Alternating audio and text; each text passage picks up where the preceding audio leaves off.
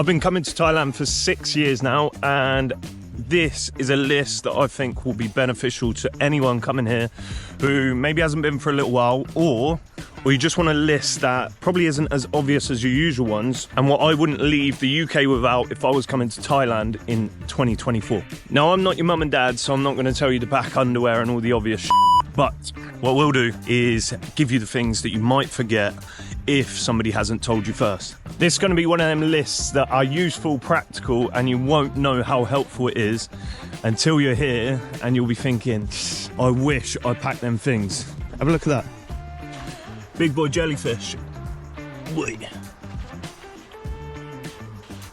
Buh. The list is in no particular order, will vary from person to person, but let's kick things off with a big one that is often overlooked and will save you a bit of money. International driving permit. You're not going to get flagged up on this everywhere, but if you're in places like Phuket, Samui, or other areas that are doing stop checks, then this is going to save you a lot of aggro, a lot of money if you get pulled over, because international driving permit basically means you are legal to drive here in Thailand, or at least will stop you getting any grief from fines if you do get pulled over. And I've been pulled over a bunch in Thailand. If you're in Phuket, this is an absolute must. I would not go to the place without it, because you could be paying 500, 1,000 baht, or even more each time you get pulled over. Chances are, if you're riding around Phuket long enough, you will get pulled over. So don't leave home without it. It costs about 10 English pounds. Costs similar from what I've spoken to people and what I understand in the US.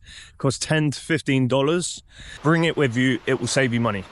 And not only will it save you money, but when you get pulled over by the police, you can feel a bit more relaxed and have a little bit of a smug look on your face, because you're like, bro, I'm one step ahead. Come at me. Number 2 is a raincoat. Go and get yourself one of them button-up ones. Doesn't have to be super expensive. You can get one on Amazon in the UK for about £10.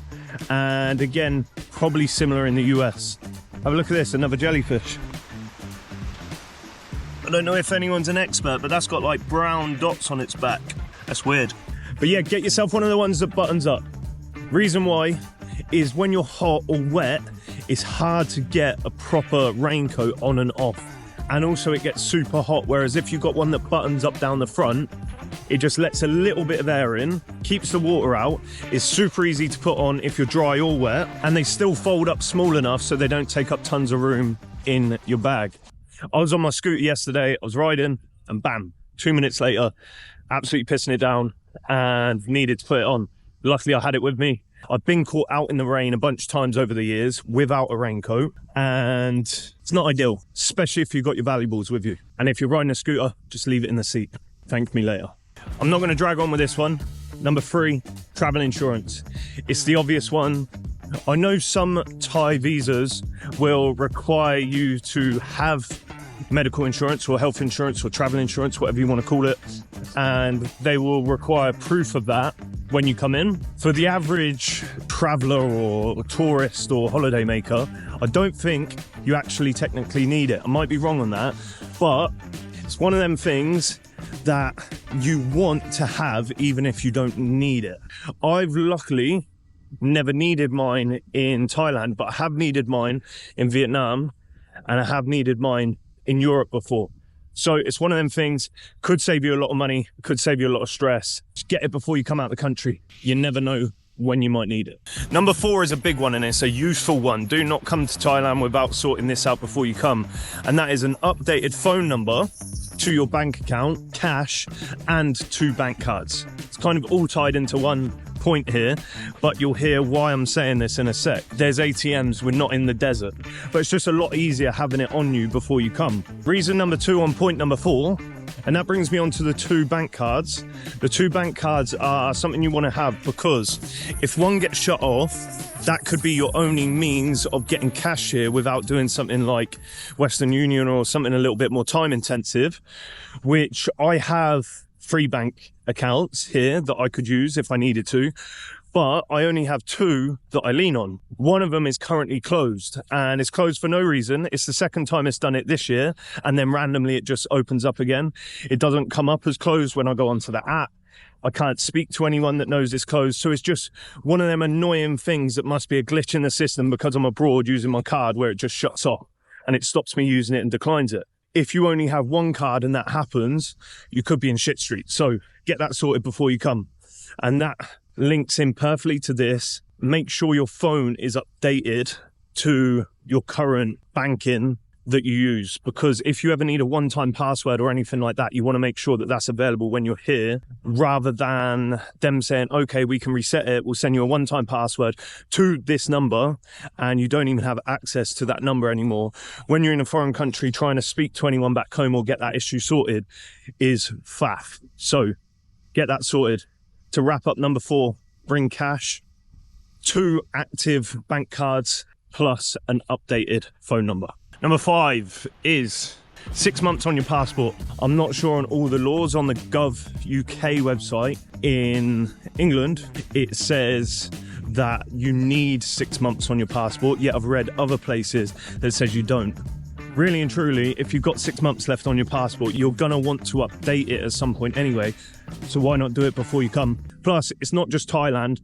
A lot of countries across the world want you to have at least 6 months on your passport. So get that sorted before you come and save yourself a little bit of lag. Number 6 is something that I personally would not worry about, but if you're a stressor and things worry you, and you have tendencies to get anxious at the airport or anything like that and overthink every last detail, then it might be something worth looking into, and that is an outbound flight from Thailand. You'll read different things saying you need an outbound flight, you don't need an outbound flight, and you'll speak to different people that say, oh yeah, I got pulled up and they asked me and they interrogated me. Usually what will happen, if this happens, is they will ask you at your side. So if you're flying into Thailand, they won't ask you at immigration in Thailand, they will ask you when you're checking in. I've been asked this a couple of times, and both times I've not had an outbound flight, and they've asked me my plans and they've said, oh, well, I kind of need it. And I've just explained and I said, look, I'm just going, it's a bit of a flexible trip. And the reason I haven't got an outbound flight is because I don't know if I'm going to X place or Y place after, and that's why I haven't booked it yet. I have been refused to board a flight to Bali, Indonesia from Australia about 6 or 7 years ago, and they would not let me onto the flight until I had an outbound flight booked. That is not Thailand, but it does show that some places will be a little bit stricter. And will Thailand or will the airlines at some point enforce it? Possibly, but I don't know anyone personally that has actually been turned away for not having an outbound flight. 2 things that you can do if you want to sort this: go on to something like Skyscanner and book the cheapest outbound flight you can find out of the country within the period of time that you have on your visa. Or number 2, go onto one of these services. I've never used one, but you can basically reserve a ticket and it shows the same details of you having an outbound flight that you can show for a lot less money, and it will just give you that peace of mind. But like I said, something that I haven't worried about until now, and I probably never will. Number 7 is going to sound like I'm going into parent mode a little bit, but number 8 is a bit more practical, useful, so don't worry about this one. I'll swing through it quick. Sun cream. The cost and quality is going to be better back home, so get it back home and bring it with you. Number 2 on this point is bring in something like a little medical kit, like for some wound dressing and plasters and bits like that. Sounds a little bit like overkill or common sense maybe to some people, but almost every time I've ever been out there, I've got a cut on my foot or ankle or hand or something like that. And just for peace of mind, cleaning it up before you start getting worried about it getting infected or anything like that, especially if you're training in a gym or any dirty environments, it just will give you that security that A, you've got it if you need it, and B, you're much less likely to get a infection that could just mess up your trip. Number 8 is downloading some apps. So let's go in no particular order. Grab is something that you will use to order a taxi, get around. You've also got Bolt that is the same. Different regions will use different apps, but both are similar. On Grab, you can order food and order a few other things as well, like groceries. So that's quite helpful and handy for that. You've also got Food Panda, which when it comes to ordering food, in my experience, is actually better. I've only started recently using this, but my experience overall has been faster, more responsive. And sometimes on Grab, when you're ordering food, it says like, oh, I'll come in 15-20 minutes, and then when you actually order it, it just keeps prolonging it, and before you know it, you've waited an hour. Whereas Food Panda has been a lot more responsive, quicker and better. So if you're ordering food, potentially trial them both and see what you think. You might not use this next one, but Google Translate or a translator app is something that could come in handy, especially if you're in areas where English or your native language is less prevalently spoken, i.e. places outside of the main tourist hotspots. Google Translate could be your best friend. The next one, if you're traveling around a fair bit, is One2Go Asia. This will give you pretty much the timetable of every possible transport option that you've got. And if it won't give you the timetable, then it will at least give you the price and the options you've got, i.e. ferry, boat, bus, taxi, anything. Any possible route you can pretty much go that there is available information for, it will give you, that I've found very useful and handy. You can book through there as well. It's a little bit more expensive, but it's easier and will give you like an e-ticket or a virtual ticket that you'll have on your phone. If you like doing things that way, you can book it through there. The final app definitely isn't a necessity, but it's something that I would probably just download just in case you need it. And that is Booking or Agoda.com. Agoda is owned by Booking or the other way around, so they're pretty similar with prices, but I've found that Agoda in Southeast Asia is better for prices and gives you better options. So I would download that one out of the two. Neither are necessary, but they're handy to have, and if you become a member, they'll give you better discounts than just if you're a guest or using their website. Number 9 is getting a SIM card. Three options, three of the main options that I would look at. One, for convenience, I would go for getting it at the airport when you land. You can walk up to any of the stands and give them your passport and pay them to literally put the SIM card in for you, register it all for you, take care of all of the faff and the language barrier that might be on the apps or sorting anything, and bam, you're done, you're away. Not the most cost-effective way, but the most convenient way. Number 2 is getting an eSIM. Not the cheapest way, again, potentially convenient, but in my experience, it's hard to ever know which one to order, and they don't always give you the best deals.